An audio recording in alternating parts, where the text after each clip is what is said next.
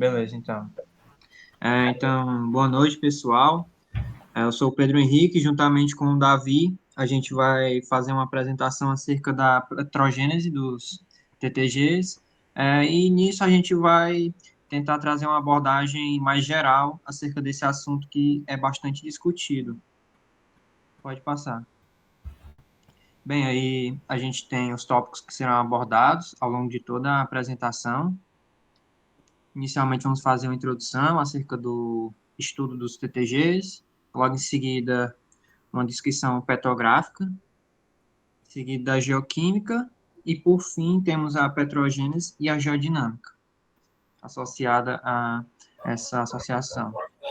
Bem, então, inicialmente, fazendo algumas considerações históricas, os primeiros estudos dentro das unidades arquianas, elas se concentravam principalmente na investigação dos Greenstone Belts, pois eles apresentavam litologias que eram bastante contrastantes, que eram compostas aí por rochas vulcânicas e metasedimentares, como os comatitos e as formações ferríferas bandadas, que são potencialmente minerais e que, portanto, eles têm um interesse econômico maior dentro do estudo. Os granitóides mais promissores, eles não eram alvo de estudos e eles permaneceram desconhecidos assim por um longo período. Segundo o Gleason, em 1979, em função dessa natureza amplamente desconhecida dos terrenos graníticos, eles muitas vezes definiam eles como uma representação como uma área rosa, né? Sem uma subdivisão muito específica, muito definida nos mapas geológicos regionais, e costumavam usar a designação de mar de guinasses cinzas. Foi somente lá no final da década de 60 e no início da década de 70 que os geólogos eles começaram a se interessar por uma investigação e uma descrição assim mais detalhada dessas rochas. E a caracterização petrográfica e geoquímica das suítes gnáissicas cinzentas, ela foi realizada e revelou uma associação muito estreita entre três tipos plutônicos, que são os tonalitos, os strondiemitos e os granodioritos. Posteriormente, eles passaram a ser descritos ou referidos pela sigla TTG, que foi utilizado pela primeira vez por Jan e outros em 1981. A partir disso, durante a década de 80 até hoje, os CTGs eles têm sido bastante estudados visando a determinação de dois fatores. Primeiro, é tentar entender o regime tectônico da Terra primitiva, e o segundo é de restringir os processos de diferenciação da crosta continental. Pode passar. Então, nessa figura, a gente tem bem nítido como é que os geólogos antigamente eles mapeavam esses terrenos arqueanos. Eles davam preferência para as regiões onde você tinha os greenstone belts e nas porções que caracterizavam os granitóides, eles não tinham uma subdivisão muito específica, então eles acabavam englobando eles em uma só categoria. Pode passar. Bom, agora com relação à petrografia, os TTGs, eles são um dos principais componentes dos terrenos arqueanos, apresentando-se normalmente como rochas plutônicas bastante deformadas, variando aí desde plútons primitivos ou quase primitivos, a ortognáceos, a componentes de complexos gnáissicos bandados e muitas vezes migmatíticos também. Eles possuem uma associação mineral típica, que é formada aí por quartzo, plagioclase do tipo oligoclase, ou seja, ele possui de 90 a 70% de albita e de 10 a 30 de anortita e biotita. O feldspato potássico, principalmente a microclina, é muito escasso e nas rochas denominadas por alguns autores como menos diferenciadas dessa suíte, você tem a presença de hornblenda. Com relação às principais fases acessórias que vão estar presentes, a gente tem a alanita, a pistacita, a apatita, o zircão, a titanita e a titanomagnetita, cujas fórmulas químicas elas estão apresentadas aí no slide. E verifica-se também, nessa suíte, uma presença significativa de epidoto magmático, o que, por alguns autores, permite sugerir que a cristalização ela começou na crosta média ou inferior. A composição modal típica, de acordo com o diagrama de Strakheisen, ela mostra aí uma composição tonalítica, uma composição média tonalítica. E uma tendência de diferenciação segundo a série cálcio-alcalina de baixo potássio, como a gente pode observar também aí na imagem ao lado. Pode passar. Bom, com relação à geoquímica, a partir desse ponto de vista, os TTGs, eles são ricos em sílica, apresentando um percentual em peso de sílica aí sempre acima de 64%, e que geralmente ele está em torno de 70% ou mais. Eles possuem um alto teor de sódio, que varia de 3 a 7% em peso, e uma baixa razão potássio-sódio. Eles vão ser pobres em elementos ferromagnesianos, onde a soma do peso do ferro mais o magnésio, o manganês e o titânio fica apenas em torno de 5% em peso. E vai ter um teor médio de magnésio aí próximo de 0,43%. E com relação ao níquel e cromo, vai ter um percentual de 18 e 40 ppm, respectivamente. No diagrama de classificação normativo para granitóides, que é esse apresentado aí abaixo, o componente plutônico dos guinais cinzentos arquianos, ele plota em toda a área que faz parte dos domínios trondiemíticos, tonalíticos e granodioríticos, representando dessa forma a associação TTG. Ainda observando essa imagem, é importante chamar a atenção também para a porção amarelada, que diz respeito à composição da crosta continental moderna.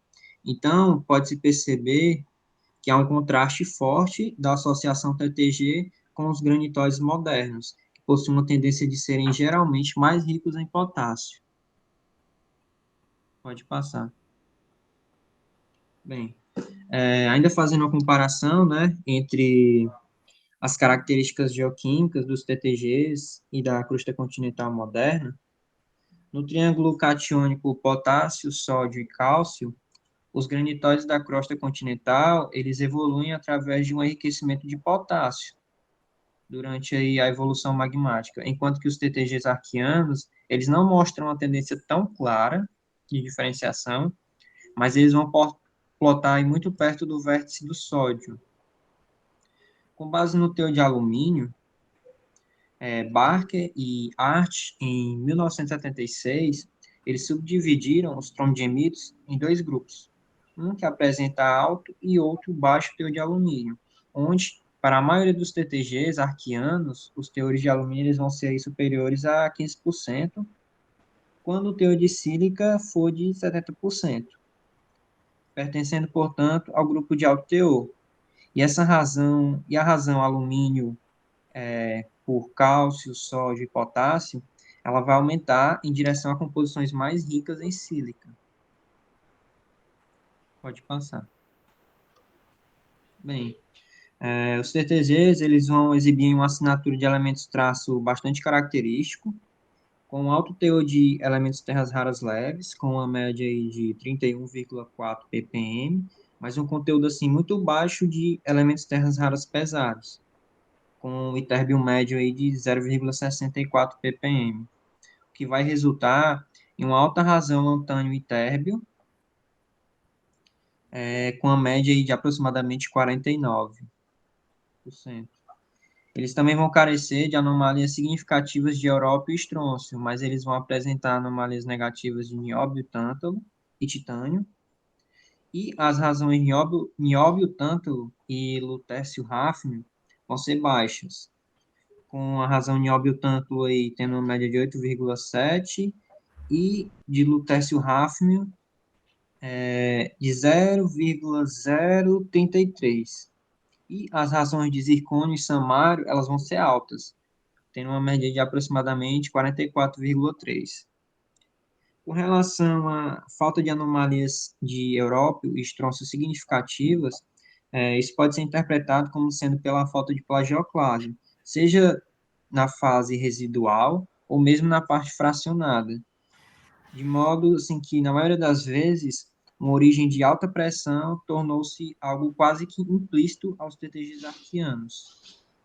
Além disso, o baixo conteúdo de elementos terras rara pesado é interpretado assim por muitos autores como resultado da presença de granada e anfibólio na fonte, onde por meio de um processo de fusão parcial, esses minerais eles tendem a ficarem retidos, quer dizer, onde esses minerais eles tendem a fazer a retenção dos ETRs pesados, tornando consequentemente assim o líquido empobrecido, sendo também esta baixa concentração de ETR pesado uma das diferenças dos TTGs e a costa continental moderna, pois essa última ela tem um conteúdo bem mais elevado, com uma média de térbio de 3,26 ppm.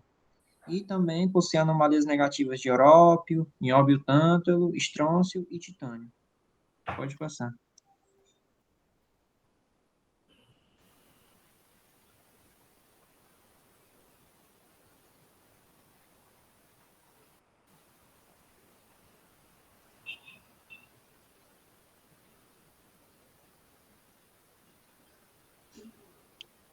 Davi, tu áudio não tá saindo, não.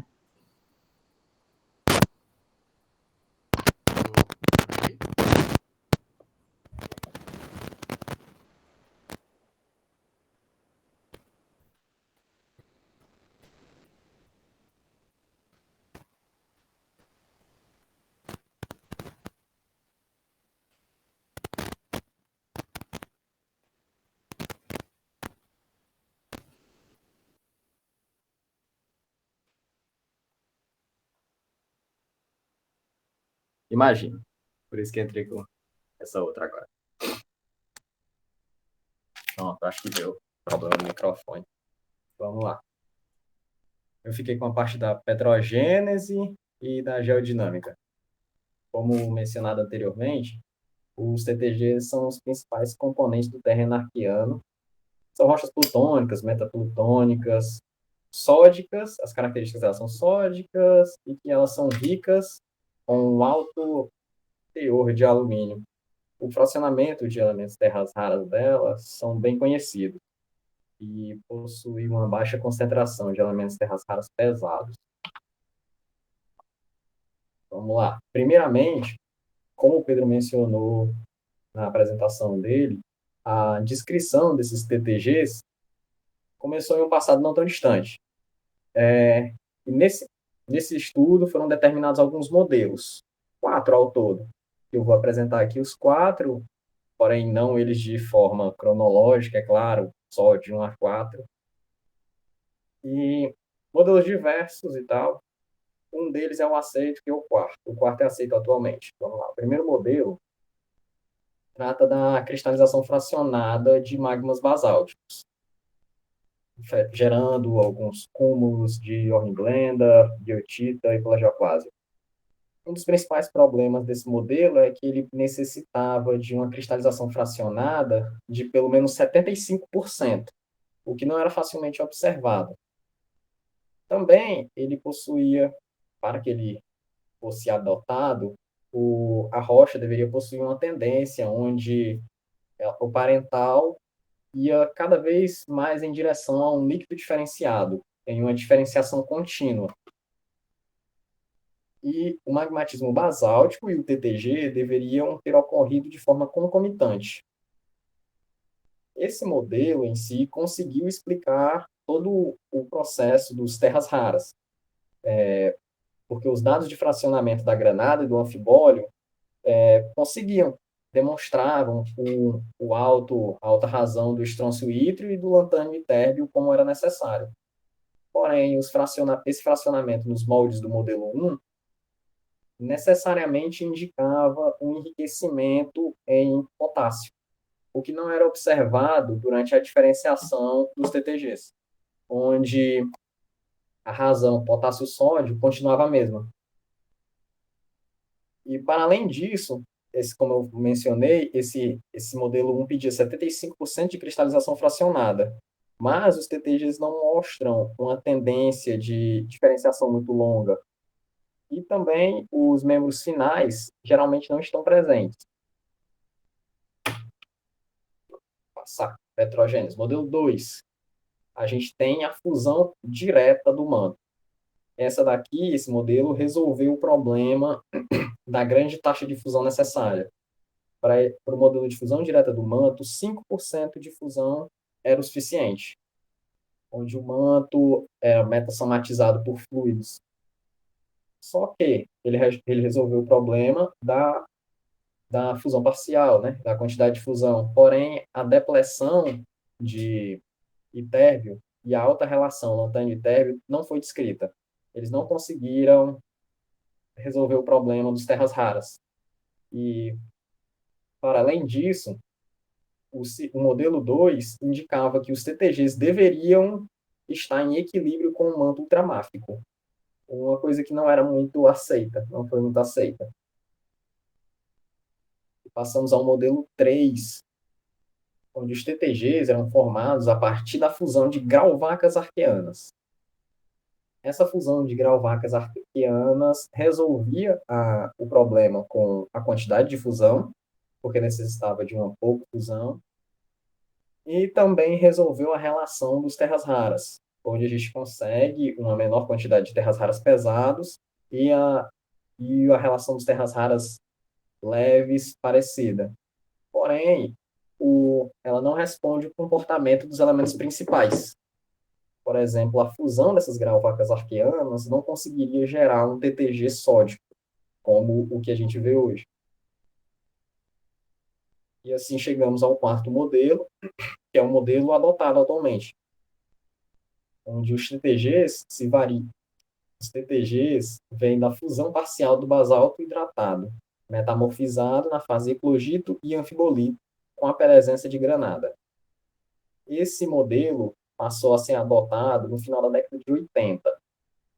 E a maior limitação que ele possui é que a rocha tem que ter sido formada onde a granada vai ser instável no resíduo, vai ser na faixa de estabilidade da granada, que corresponde mais ou menos a uma temperatura de 700 a 900 graus, se a temperatura ou se a pressão for de 10 quilobares, e uma temperatura que vai de 1.000 a 1.100 graus, caso a pressão seja maior que 25 quilobares.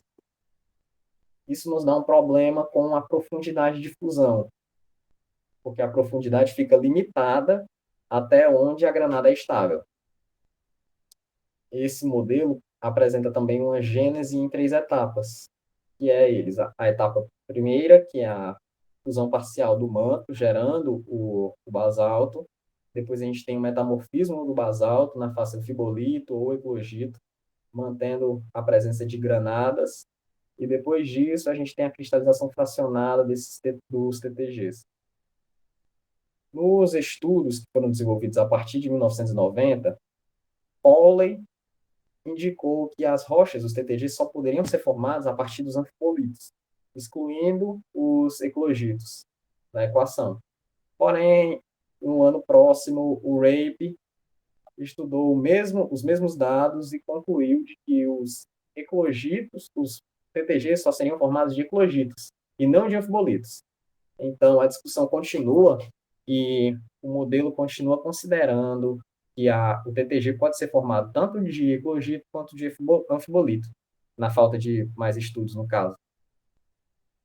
A partir de 90, como eu mencionei, os 2 estudos anteriores, que foram desenvolvidos uma maior quantidade de pesquisas relacionadas ao tema dos TTGs, principalmente nesse modelo 4. A partir desse ano, foram desenvolvidas pelo menos 300 pesquisas e 14 estudos. Porém, ele ainda possui essas limitações, como a limitação da profundidade, principalmente, que supõe-se também que seja uma limitação de dados, pois a grande quantidade de estudos produzidos a partir de 1990 se mantém na fase de estabilização da granada. Não foram feitas, ou não foram feitas em poucas quantidades, estudos feitos fora dessa área de estabilidade da granada. Logo, não sabemos se a profundidade é maior, não porque o estudo determina, mas sim por falta de estudos de uma profundidade maior, no caso. E também, outra das limitações de tanto identificação quanto interpretação desses TTGs é que muitas rochas são caracterizadas como TTGs, são determinadas como TTGs, porém elas não cumprem todas as características necessárias. Então, elas são classificadas errado. A petrogênese desse tipo de rocha, é conduzida por três fatores principais. O primeiro deles é o grau de fusão, que, a depender do grau de fusão, um grau de fusão mais alto gera a diminuição do cálcio e potássio, enquanto o grau de fusão mais baixo gera o seu aumento. Já o sódio e alumínio podem se comportar de forma diferente a depender da fonte, né? O sódio e o alumínio podem ter um caráter, como é que se diz? Incompatível. O sódio e o alumínio podem ter um caráter incompatível a depender da quantidade de plagioclase. O, sim, vamos lá. Agora, aumentando o grau de fusão, quanto o grau de fusão for mais alto, vai ser gerado, tipo, a partir de granitos e trongemitos, a gente vai começar a gerar granitos e trongemitos, e com um grau de fusão mais baixo, a gente vai para outras rochas menos ricas em potássio, e a gente vai ter rochas mais ricas em sódio, como os TTGs. Então, os TTGs são formados com alto grau de fusão. Já os metabasaltos secos, por exemplo, o TTG é formado por metabasalto hidratado. Só que se a gente tem um metabasalto seco, aí já vai formar um granitóide. Então, isso mostra a influência também da hidratação no grau de fusão. O outro parâmetro que influencia também é a composição da fonte, obviamente, né? A depender do tipo da fonte, o potássio pode se comportar como um elemento incompatível, caso não haja minerais de potássio na fonte. Fontes potássicas, obviamente, vão produzir um fundido mais potássico, o que vai de desencontro com a geração dos TTGs.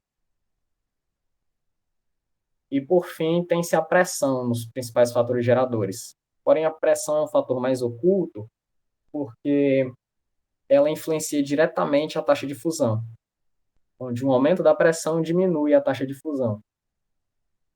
Porém, as rochas formadas, os TTGs formados em uma maior pressão, de acordo com algumas análises de bancos de dados, são menos cálcicos e mais sódicos. Isso se deve principalmente à mineralogia formada na rocha, onde de maior pressão a gente tem a grossular e a anfacita, e de menor pressão a gente tem o anfibólio e o plagioclaso. Logo, rochas de maior pressão, formadas de maior pressão, tendem mais para a área trongemítica, e as de menor pressão, mais para as tonalíticas. Então, juntando as três características, a gente vai precisar de uma rocha com um grau de fusão alto, um local com um grau de fusão alto, que a gente não possua muito potássio na fonte, e de uma alta pressão. A petrogênese dos adaquitos e dos TTGs. Adaquitos, já a partir de 1990, essas rochas foram descritas. E o que seriam os adaquitos? Eles são tidos como equivalentes modernos dos TTGs, onde a sua composição, que vai de ácida a intermediária, é semelhante à dos TTGs. A sua natureza sódica também. E os teores dos terras raras são, em alguns momentos, praticamente idênticos. Esses adaquitos são encontrados única e exclusivamente em configurações de arco. Isso de acordo com o Mayer. Então, única e exclusivamente configurações de arco. E o autor menciona que qualquer classificação de adaquitos longe de arco é uma classificação equivocada dessas rochas. A principal diferença entre os adaquitos e os TTGs é o agrupamento de diferentes tipos de rochas. Aqui nessa imagem que eu trouxe abaixo, a gente vê aqui esses quadradinhos e as estrelinhas, não sei se dá para ver aqui, que estão classificados como outros. Essas daqui, de acordo com o autor, são algumas classificações equivocadas, onde os adaquitos fogem bastante da regra do que seriam os adaquitos de fato. E o autor menciona como isso atrapalha na determinação até do que é TTG, porque ao relacionar os adaquitos com os TTGs e considerar o tanto de classificação equivocada que tem, a gente não pode determinar uma ambiência, digamos, muito restrita. Eu trouxe aqui também uma imagem comparando os adaquitos de baixa sílica, os de alta sílica e os TTGs. Aqui, os adaquitos de alta sílica são muito semelhantes aos TTGs, muito semelhantes na parte das terras raras. Os de baixa sílica, a gente já pode ver algumas diferenças, como, por exemplo, aqui no estânio, e principalmente aqui no cromo-níquel e no vanádio. Geodinâmica. As rochas dos TTG são semelhantes às rochas de arco atual. Os nossos adaquitos, eles apresentam anomalia negativa de estrôncio e poucos elementos terras raras pesados, o que seria esperado de uma rocha de arco atual. O ambiente onde elas foram formadas permite que rochas márficas hidratadas fundirem em alta pressão, o que também, como eu mencionei, já semelhante ao que a gente adota atualmente para uma rocha de arco. Porém, essas características se derivam de uma visão moderna, de uma visão da gente olhando o que é hoje. Porém, não necessariamente as rochas foram formadas em uma situação idêntica no passado, até porque a Terra, no Arqueano, chegou a ser de 2 a 3 vezes mais quente. E alguns autores defendem que, naquele momento, nem a tectônica de placas estava desenvolvida.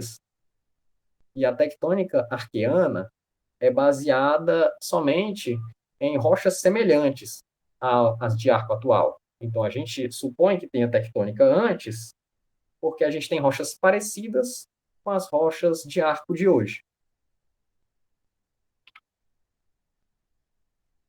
Porém, o autor afirma que, mesmo sem placas tectônicas, mesmo se considerarem que não havia placas tectônicas, isso não implica a falta de uma convecção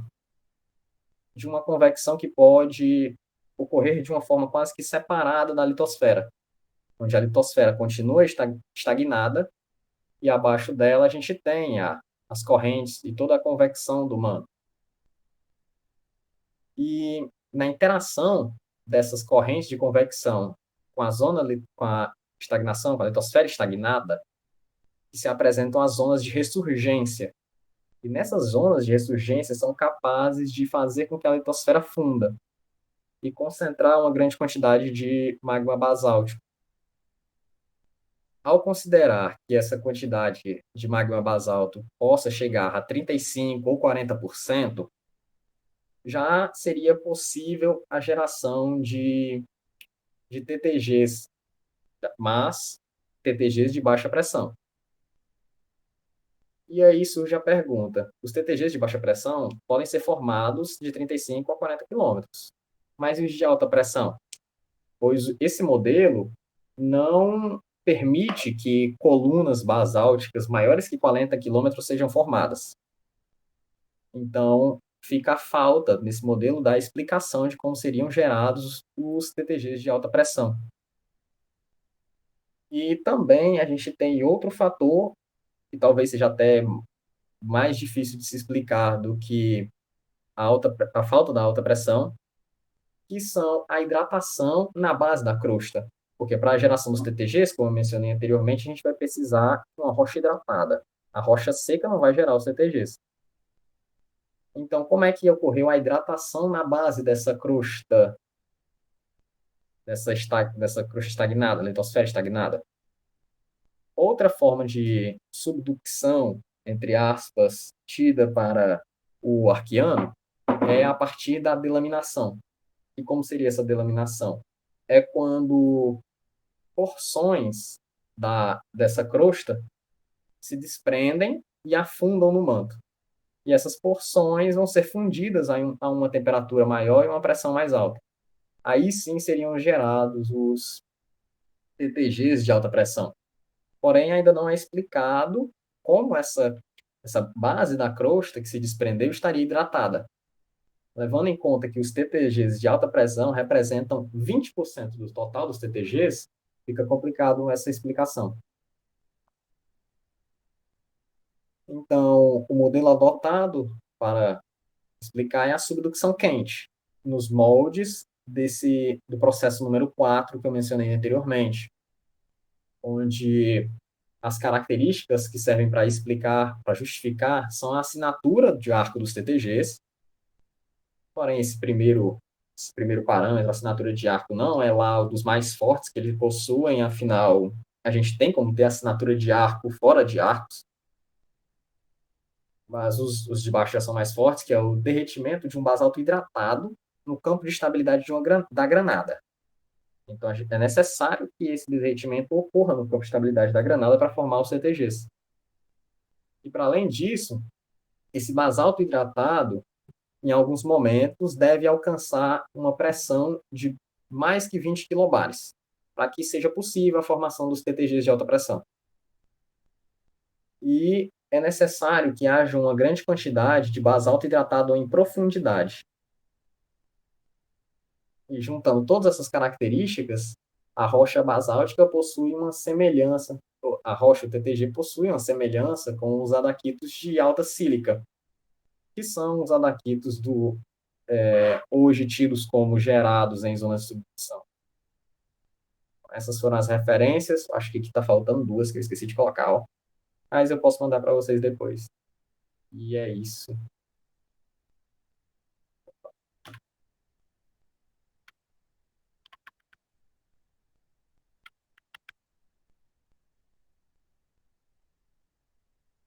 Vixe, partilha um pouquinho. Prepara o caixão, viu, Davi?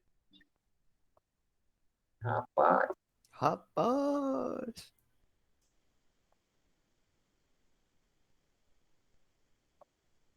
falou isso aí foi o cara, mano. O artigo dele, inclusive, é muito bom, viu? Artigo, cara. O cara é um escritor. Artigo didático. Essa velha desculpa que foi o cara. Foi o cara que escreveu. Cara, não fiz nada não, mano. Não fiz nada não, só sei ler. Os três caras aqui, ó, fizeram um complô.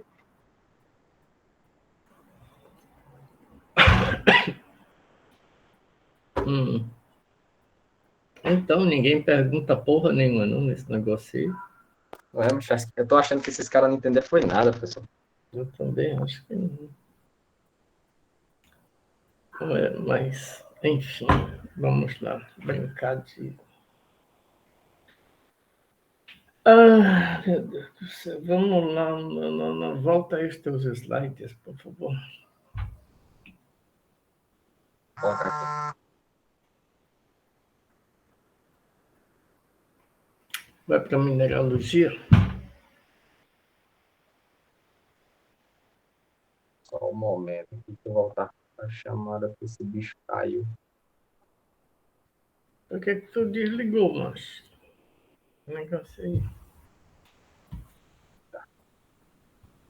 Volta, volta.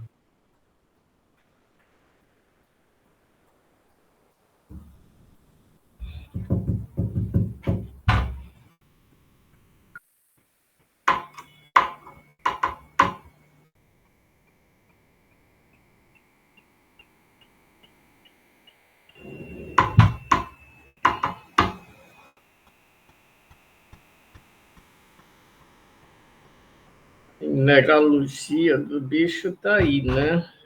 Os TTGs.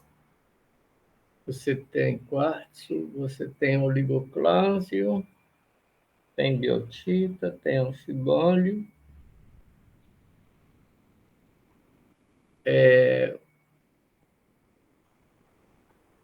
Primeira coisa aí, ó. Esse oligoclásio é SI4, é? Dele. Por que SI4? Não, professor, não é SI4.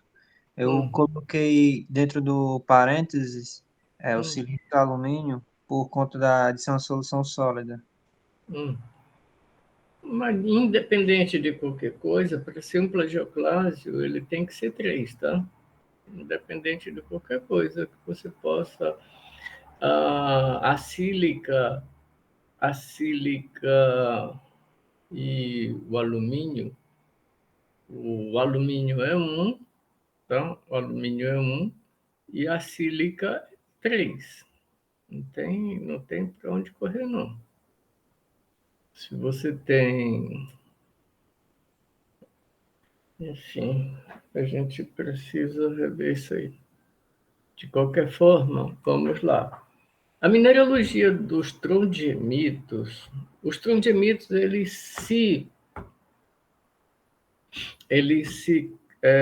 distinguem dos tonalitos. Qual a característica principal do tonalito que me permite distingui-lo do tonalito?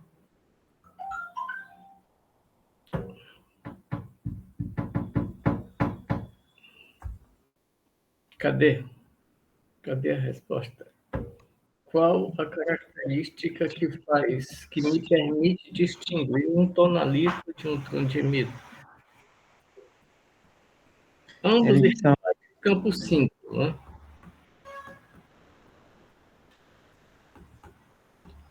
os trondhemitos seriam mais cáusticos, professor? Não.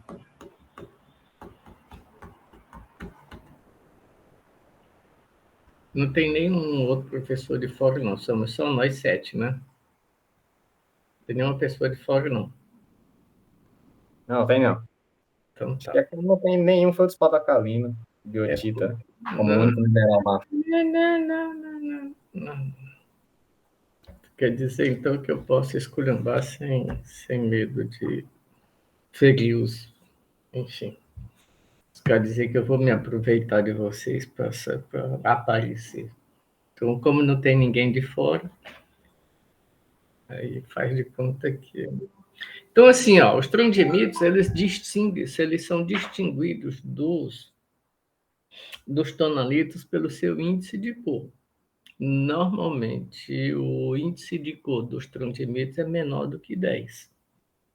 Significa dizer que é uma rocha com 90% de plagioclase.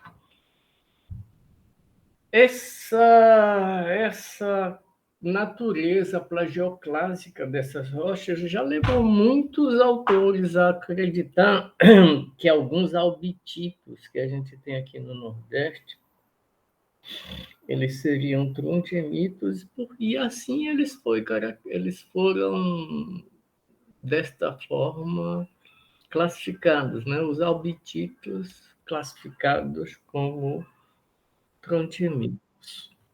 Mas, enfim, em alguns casos, sim, em alguns trondhemitos já colocados na literatura, muitos deles têm albitas, né? Mas o fato de ser uma albita, o fato de ter albita, faz com que ele seja contado como feldespato potássico, e, portanto, quer dizer, feldespato alcalino, que, portanto, ele, ao invés de ser um trondhemita, ele viria para o campo 2, não? Seria um alcalifeldspato granito, ou simplesmente um albita granito.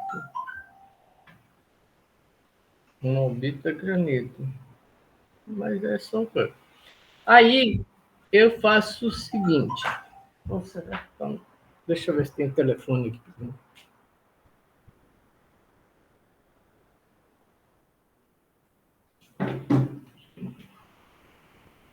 Então, a pergunta aqui agora que vai lá. O plagioclásio é um mineral rico em sódio e rico em cálcio, tá? O plagioclásio, com essa natureza sódica, com essa natureza cálcica, o plagioclásio ele é pouco ou ele é um grande amigo do estrôncio?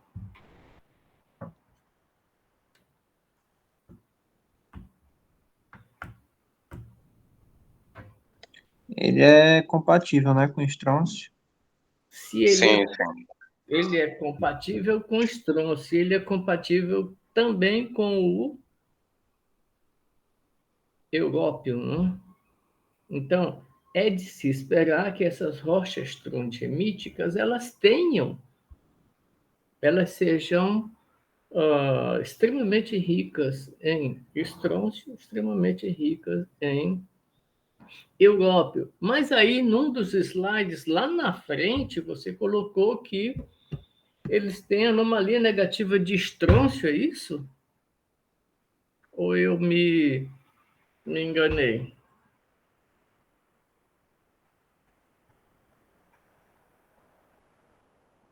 Esse aqui, né? Não, ele tem Não, uma. na frente, está escrito. Peraí, tá escrito. É. Vou procurar.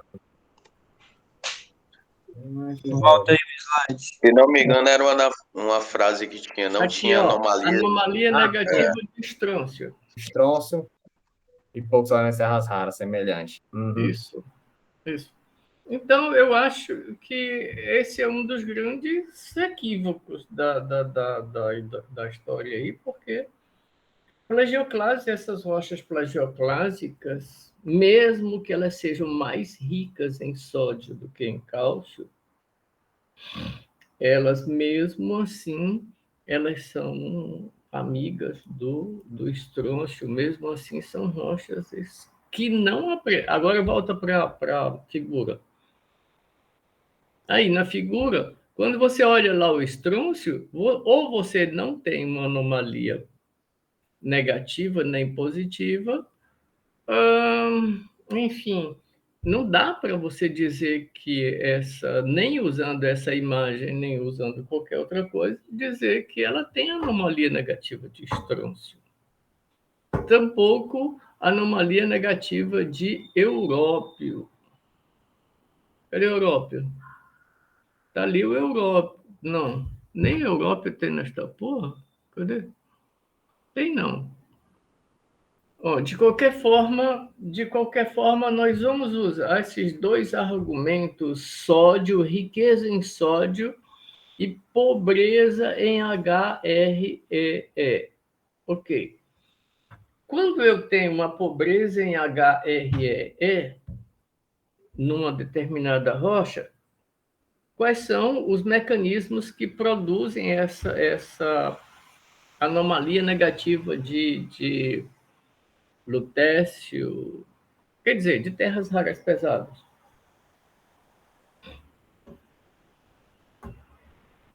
O anfibólio ou então a granada. Fracionamento O dele. que tem? O anfibólio ou granada? Qual o Fracionamento mecanismo? da granada. Fracionamento, isso do tipo cristalização fracionar? É, rapaz, essa mesmo. É, né?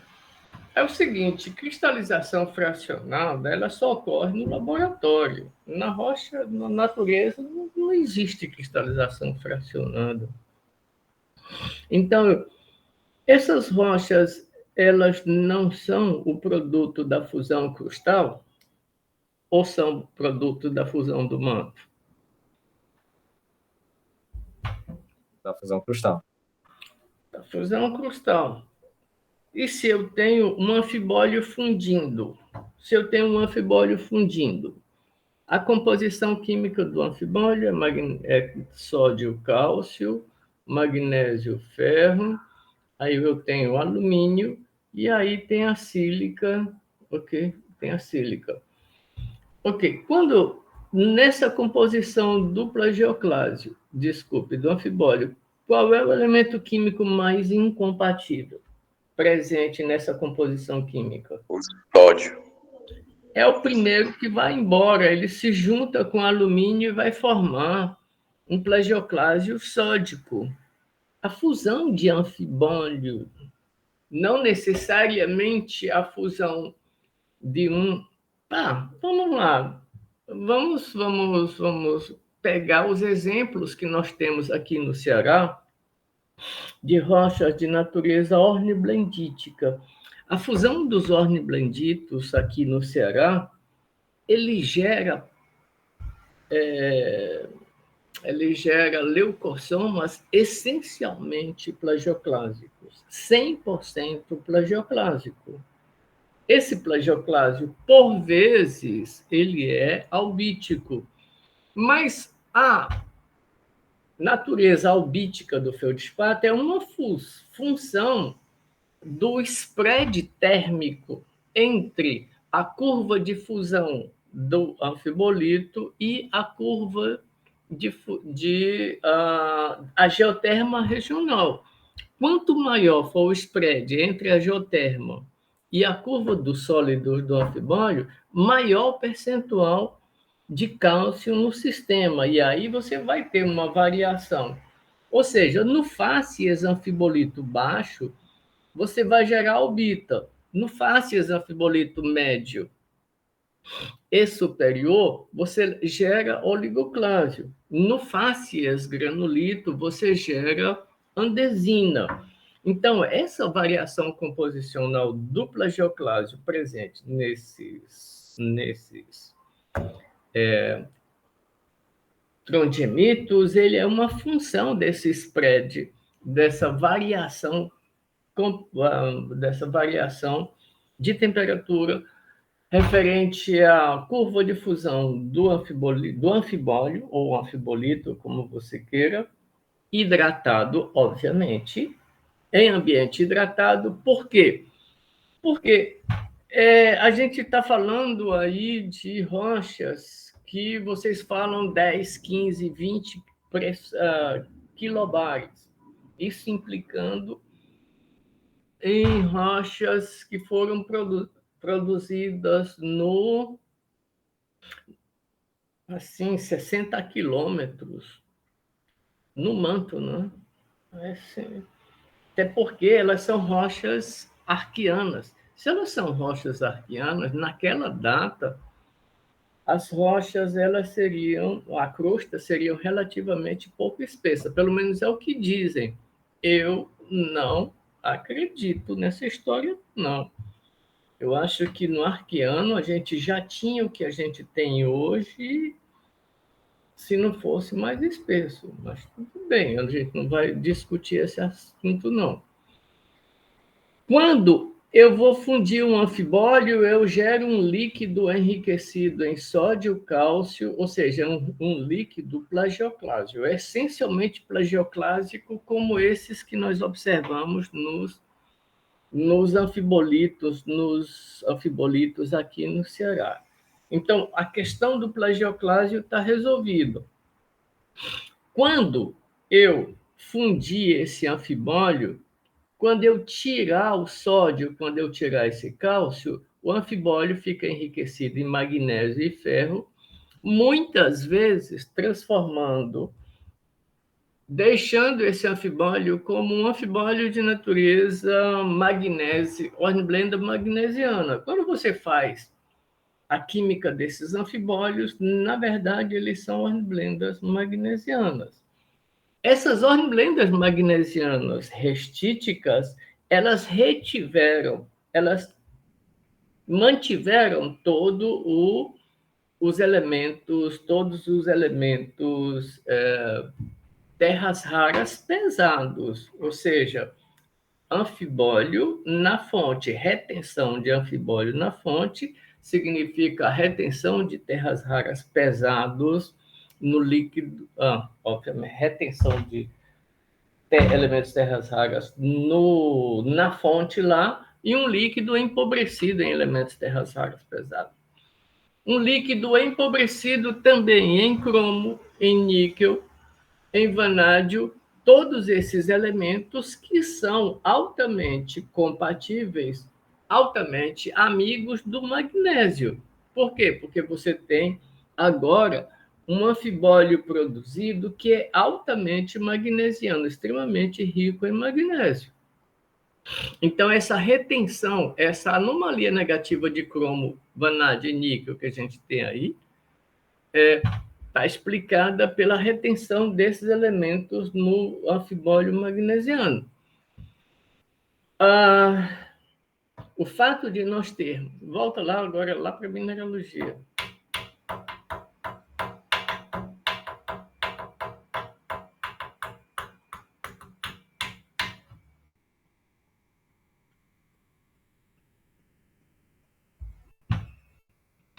Observa que a gente tem alanita e tem pistacita. Os elementos terras raras leves, eles estão aí concentrados, né? Em especial na alanita. em especial na lanita. A lanita é extremamente rica em lantânio e sério, especialmente rica em sério. Então, agora você tem uma curva, aquela curva dos elementos terras raras, onde eles mostram um alto teor de lantânio sério, ou seja, de elementos terras raras leves, explicado pela presença desses minerais. Mas esses minerais, tanto a alanita como a pistacita, são epidotos, né? São minerais do grupo do epidoto.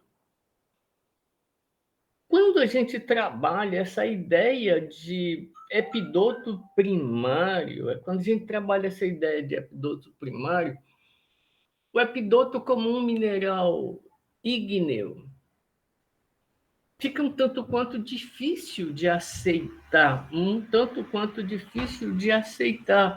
tendo em vista que isso exigiria pressões da ordem de 6,5 kilobares. Isso não significa necessariamente uma profundidade de 6,5, significa profundidade da ordem de 18,5 quilômetros, 20 quilômetros para cristalização. Esses 20 quilômetros para cristalização indica que a gente teria uma crosta significativamente espessa para você ter esse alojamento crustal desse material. Aí vem as incongruências, né? Quando a gente pega e começa a fazer essa derivação dos significados de cada uma dessas coisas, aí a gente vê o quanto fica prejudicado essa ideia de um processo de cristalização fracionada, né, para a geração dessas rochas. Eu acredito que ao invés de ser um mineral magmático, eles seriam minerais restíticos, tá certo? Seriam minerais restíticos. O fato de se nós temos algumas vezes a presença de piroxênio, indica que esses trontiemitos podem ter sido formados também no fácies, uma fusão no fácies em temperaturas relativas ao fácies granulito. Tá? E isso explicaria a presença de alguns cristais de temperatura mais alta, como, por exemplo, o zircão, tá? E a titanomagnetita. A titanita é um mineral fortemente presente nessas rochas, de forma similar ao que acontece nos anfibolitos. Quando você estuda os anfibolitos são rochas extremamente ricas em titanita. Então, para mim, eu acredito que essas rochas, esse titânio, essa titanita, essa titanomagnetita não sejam produtos da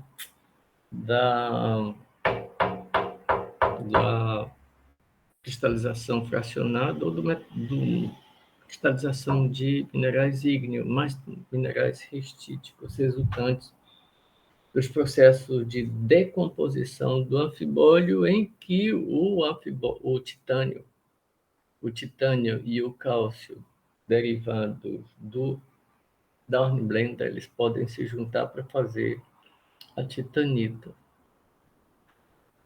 Enfim, vamos adiante. Bota o próximo slide. Então, o fato de nós termos alguma associação de trondiemitos com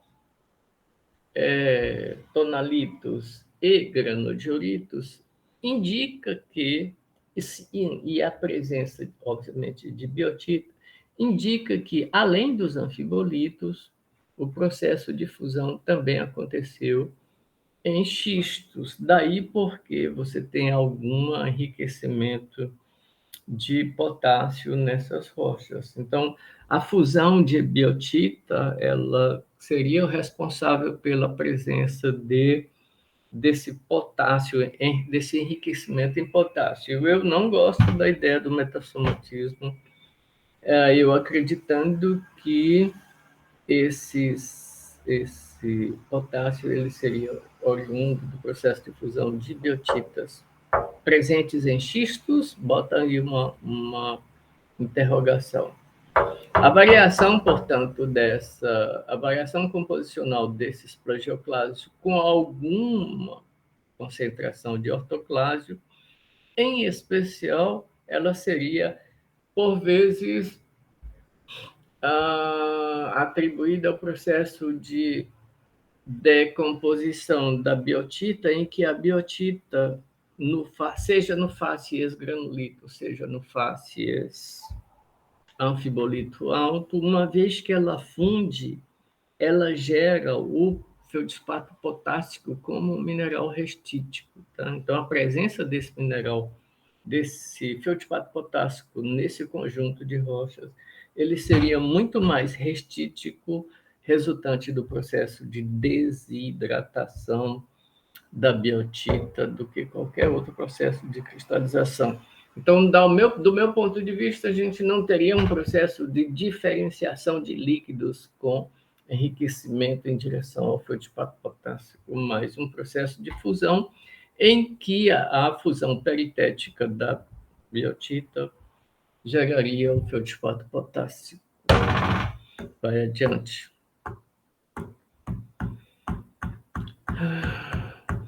Os granitóides, o problema que o dos granitóides da crosta continental hoje eles evoluem para um troço por conta da grande maioria desses feldespatos dessas rochas serem produto da fusão de xistos, enquanto que os TTGs, enquanto que no Arqueano nós tínhamos uma crosta bem mais enriquecida em anfibólio. Esses anfibólios foram todos fundidos, esses anfibólios foram todos defenestrados, e eu acredito que, independente de você ter tido ou não um processo maior de decomposição dos anfibólios, eu acredito que a nossa crosta primitiva, que a crosta primitiva, que o manto primitivo, não a crosta, mas o manto primitivo, presta atenção no que eu estou falando, que eu vou falar agora. O manto primitivo, ele era constituído basicamente de biotita mais anfibólio. Esses dois minerais, eles eram 60%, 70%, de 60% a 70%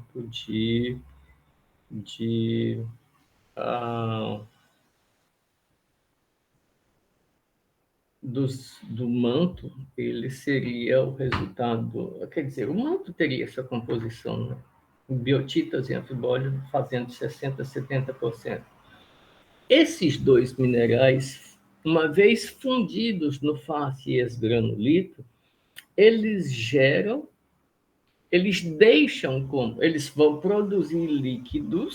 vão produzir líquidos, cujas composições são similares às composições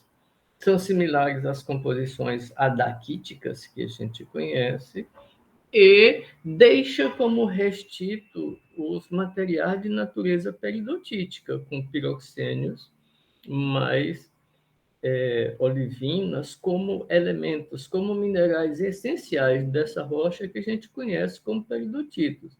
Então, o manto empobrecido que hoje nós conhecemos, na verdade, são rochas restíticas derivadas de um processo de fusão parcial, onde você teve a extração de líquidos desde os tempos arqueanos até hoje.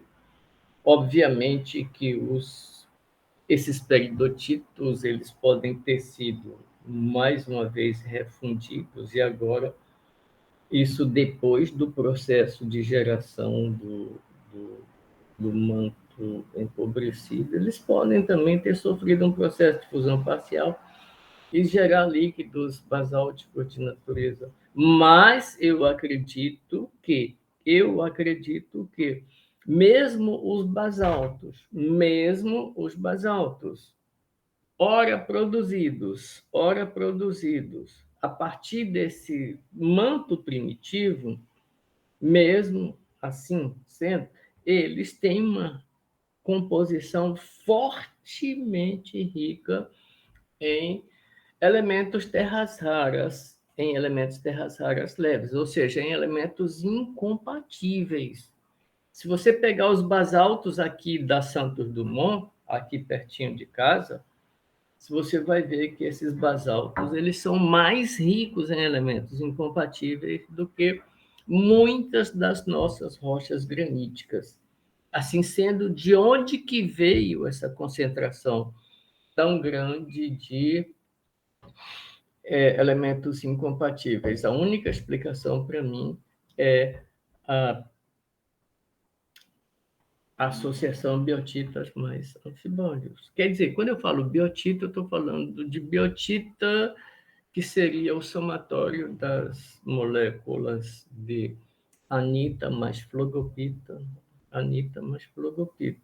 E aí as variações com maior ou menor teor de alumínio. Essas variações com maior ou menor teor de alumínio, elas explicariam as variações nos teores de alumínio dessas rochas. Enfim. Como esses anfibolitos, na grande maioria das vezes, vocês já viram mármores com olivinas? Alguém já viu mármore com olivina? Pronto. Nunca vi, professor. Não? Pronto. Pois eu... Procura aí, olivina mármores. Procura depois na internet, olivina mármore.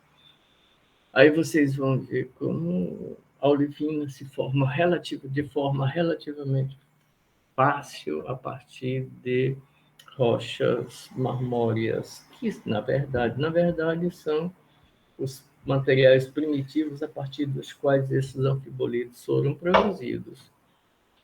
Enfim, vai adiante. Então, as características, alto teor de TRL. Esse alto teor de RL é explicado pela grande quantidade de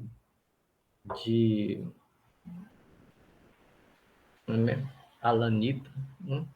Baixo teor de TRP, explicado pela anomalia negativa, pela retenção de anfibólio na fonte, pelo produto. Alta razão lantânio e térbio. Isso é alto teor de lantânio, baixo teor de térbio. Daí, alta razão. Carecem de anomalia significativa de európio e de estrôncio. Aí a gente vai falar. Carecem porque elas não têm anomalias positivas de európio, anomalias positivas de estrôncio.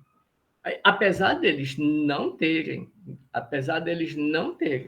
uma anomalia negativa, eles não vão apresentar uma quantidade significativa, de modo que, mesmo por acumulação de plagioclásio, não vão apresentar essa anomalia positiva. Por quê? Porque esses plagioclásios eles são muito mais sódicos do que cálcio. E o sódio é um elemento com Na+1, muito embora o raio iônico do sódio seja muito similar ao do cálcio. O raio iônico do sódio é 114, do cálcio 112. Os dois têm raio, mas o cálcio tem carga +2. O cálcio, portanto, ele abriga melhor tanto o estrôncio quanto o európio.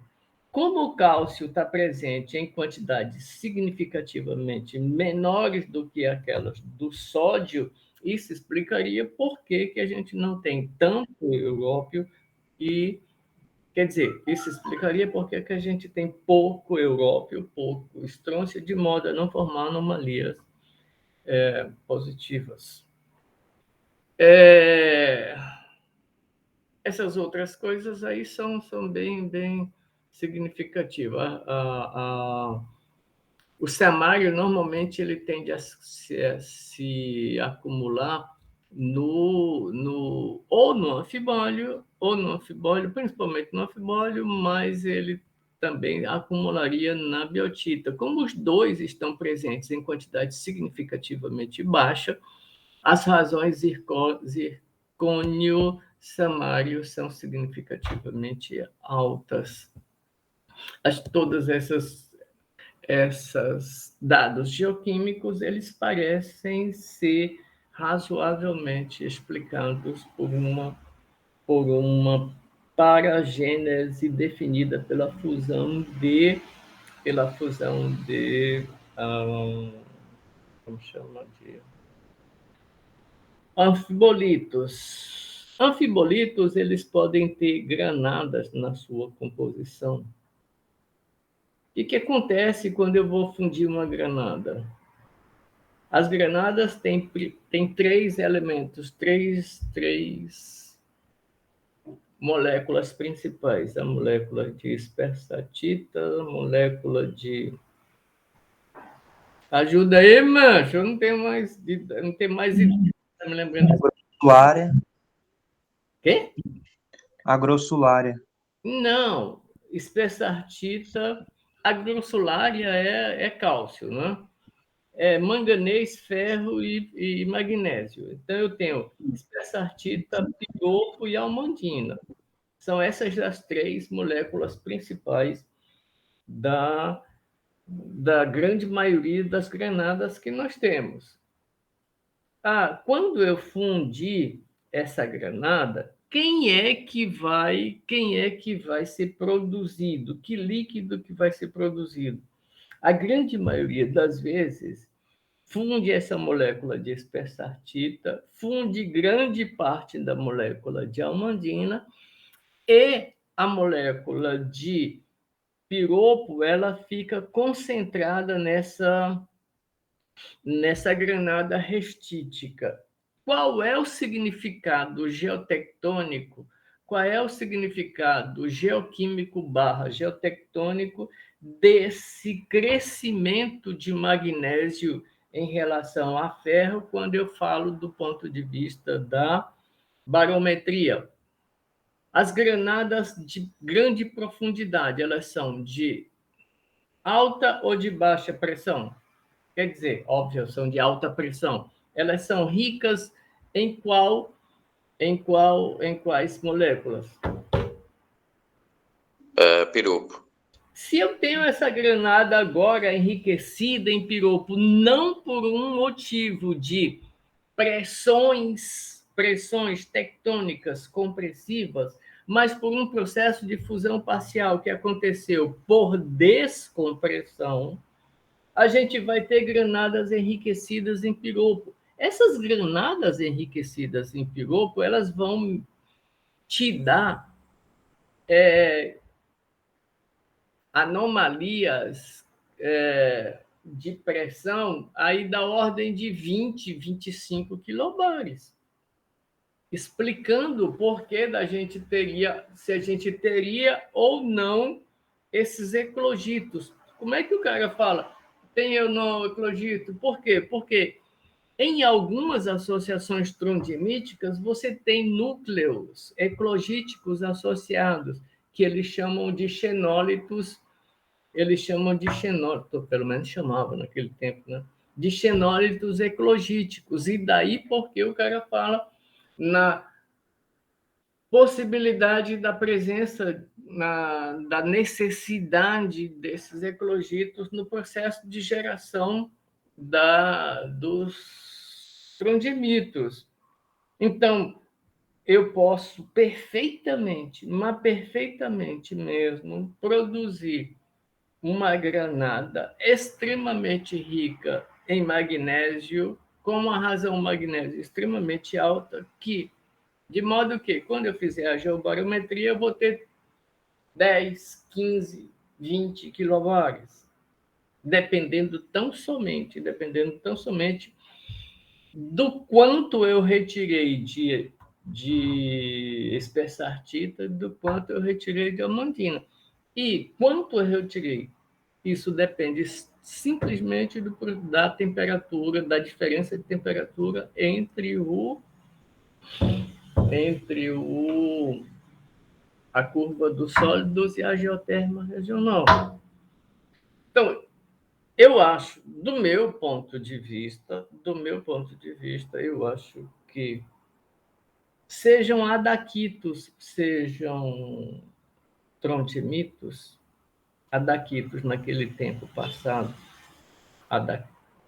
trontimitos naquele tempo, adaquitos hoje, independente de qualquer que seja, eu tenho a fusão de anfibolitos como o processo essencial para a geração desses dois tipos de rochas. Que ambiente? Zona de subducção? O quê? Zona de subducção?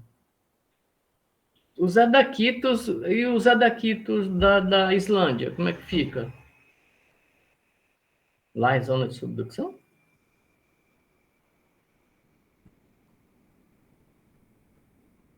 Então, eu não gosto. Aliás, por que eu não gosto de zona de subducção? Porque ela não existe. Todas as vezes que alguém fala em zona de subducção, a gente vai lá e vê que ela não é necessária.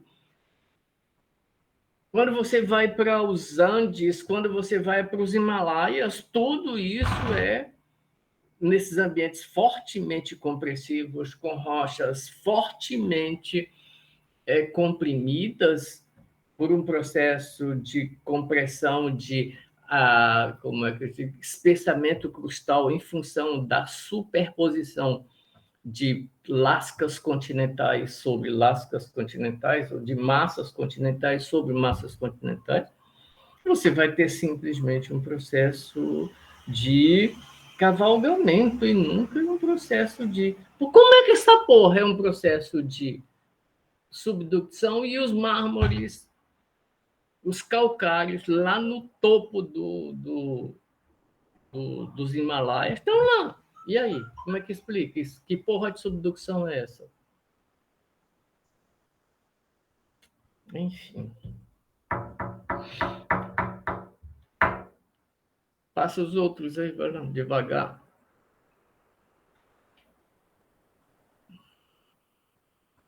Fracionamento, esquece. Vai. Nada, isso aí, não, nem pensar.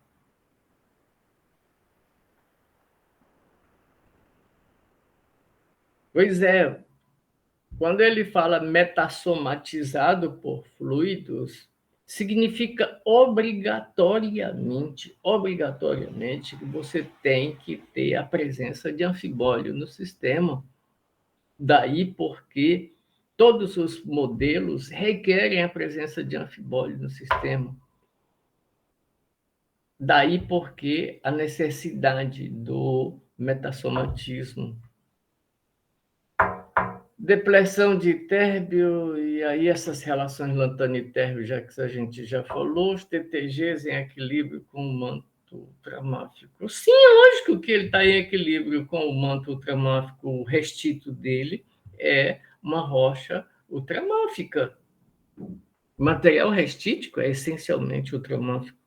Então, daí porque os TTGs em equilíbrio com o manto ultramáfico. Lembrando que TTGs são rochas arquianas, são rochas crustais arquianas, tá? Lembrando disso. Vai. Aí nem um significado, não. Esse modelo 3, nem pensar. Então, agora a gente tem alguma coisa desse tipo, não é? Fusão parcial de basalto hidratado.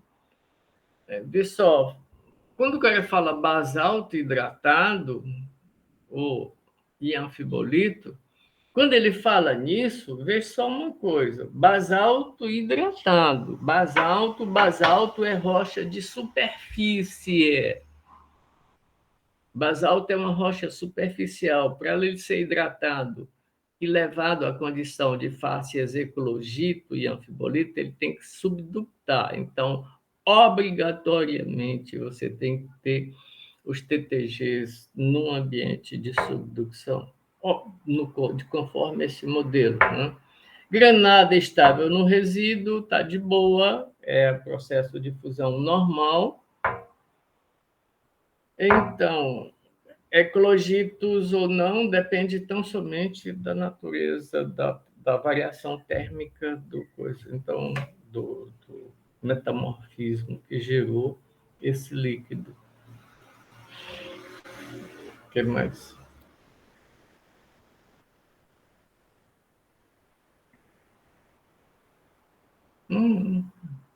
Metabasalto seco, nem pensar. Seco, meu filho. Seco. Não entra nem, pelo amor de Deus. Pelo amor de Deus. Aí eu falo uma coisa para esses pervertidos aí. Aí não dá certo, não.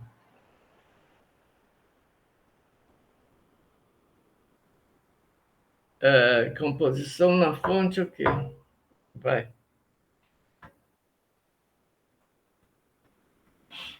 Em todos os cara, pressão, efeito oculto. Na grande maioria das vezes, a grande explicação para a presença desses materiais associados em rochas, tipo fáscias eclogito, é uma função do metamorfismo das rochas que deixaram uma paragênese restítica nesses fáscias aí.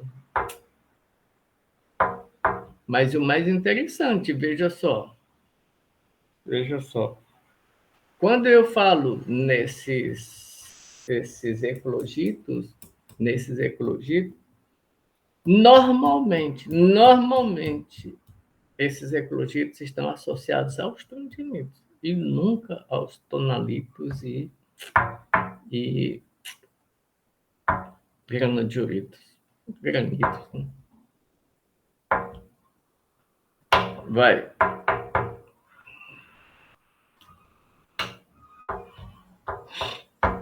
Encontrados apenas em configuração de arco, né? Tá bom. Arcos sem flechas. Vai adiante.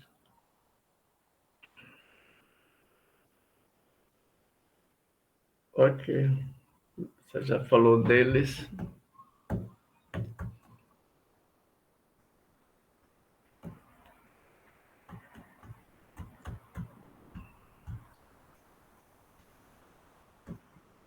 Tá vendo aí? Então, mais uma vez, a gente tem obrigatoriamente uma granada ou um mineral que permita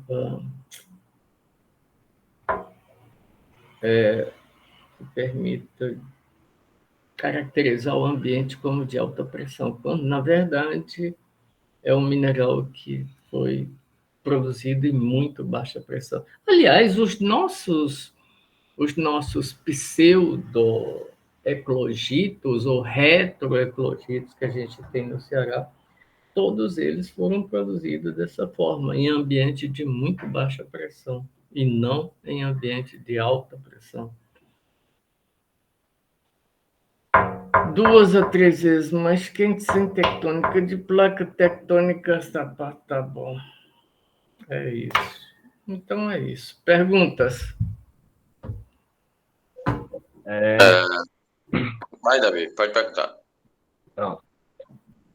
Pronto. Aqui os caras eu vi que eles pediam uma coluna de 35 a 40 quilômetros de basalto para poder gerar o TTG de baixa pressão, né? Então, eles queriam levar o basalto até onde para gerar o de alta pressão. Nesse cenário, então, com o manto biotítico e anfibolítico, como o senhor mostrou, com fusão parcial a gente conseguia fazer ele mais próximo, né? Sim. Uhum. Bem, professor, a minha pergunta é em relação a essas diferenças no conteúdo de alumínio, né? Hum, No caso, pronto, fusão nítido, todos os modelos colocam fusão de rochas aí que possuem hornblende, né? Os hornblenditos hum, anfibolitos. uhum.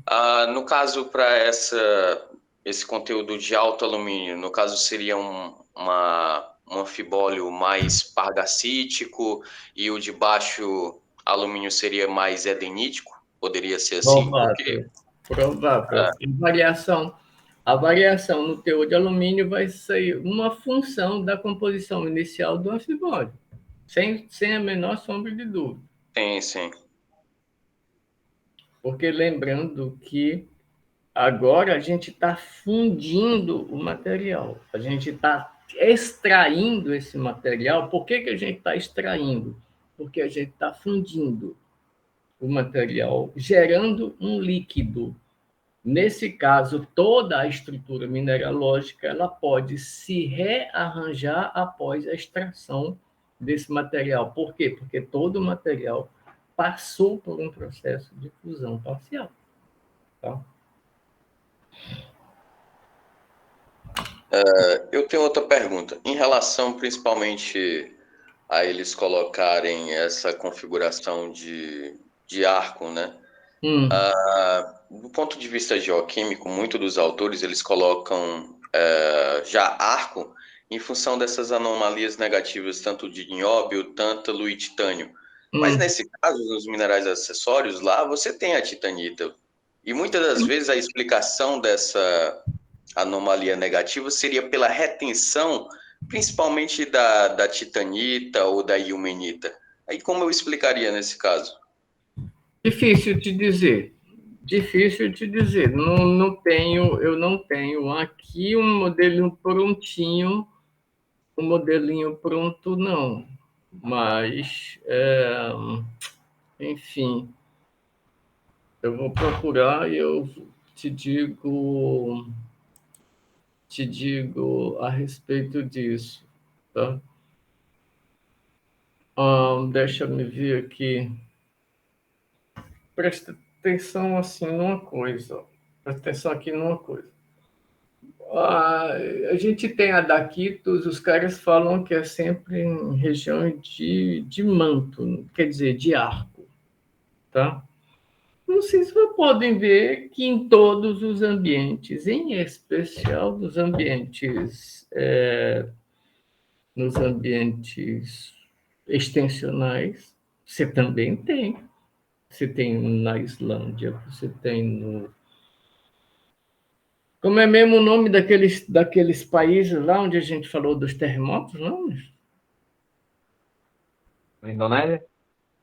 Indonésia? Ah, não, a gente falou do vulcão lá, não foi na Indonésia. Foi o terremoto lá, de 7,8.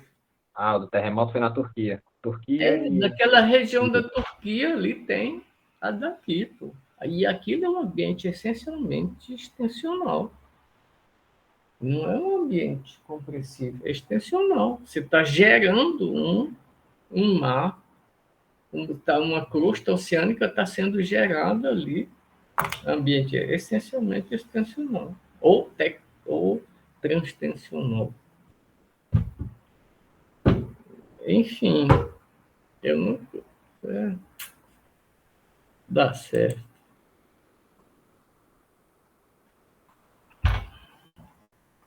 É isso. O que mais?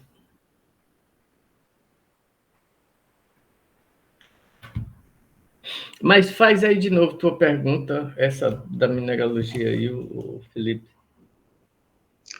De qual, professor? Dos. A última que eu falei que não tem uma resposta de imediato. É porque muitos artigos que eu já li, eles colocam sempre que tem essa anomalia negativa de nióbio, tântalo e Sim, titânio, eles colocam que é de configuração de arco.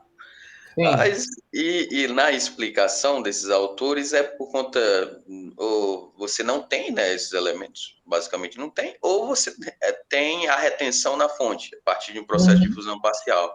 Sim. E aí entraria em quê? Entraria possivelmente em que tem titânio, né? Você pega a titanita, ou pega a ilmenita, enfim. E nesse Sim. caso aí você tem na mineralogia, né, lá dos minerais acessórios, tem a Magnetita, titanita. Aí, e o menomagnetita. sim, e fica complicado, né? Você fazer um. Pois é, eu não gosto dessa definição de arco em função desses troços. Não, eu nunca me nunca parei para. Eu tenho um artigo, não sei se eu dei para você, para quem que eu dei esse artigo? As fontes, os armazéns de nióbio tântalo no manto. Para quem que eu dei esse artigo, ou se ele está por aí.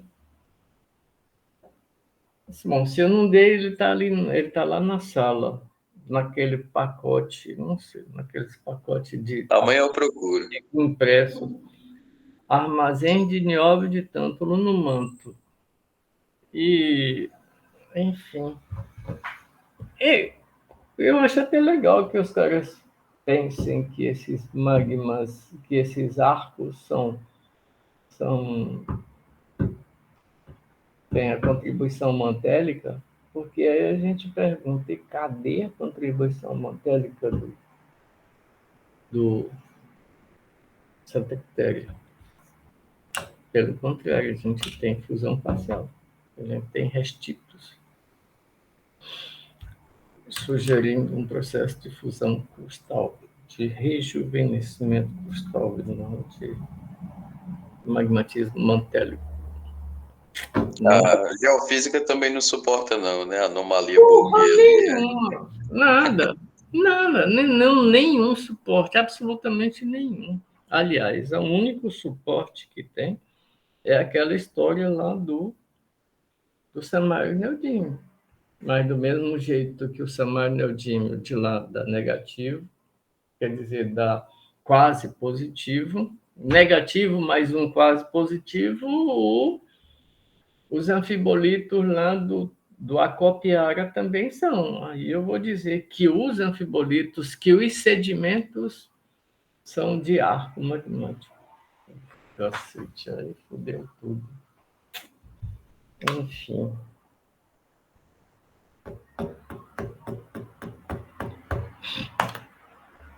Estamos ok na brincadeira? Sim, sim, demais. Então, tá bom. Uma boa noite para vocês. Boa noite, pessoal. Obrigado, hein? Boa noite, Boa pessoal. noite, professor. O pessoal pediu para que a gente fizesse aquela palestra lá dos terremotos.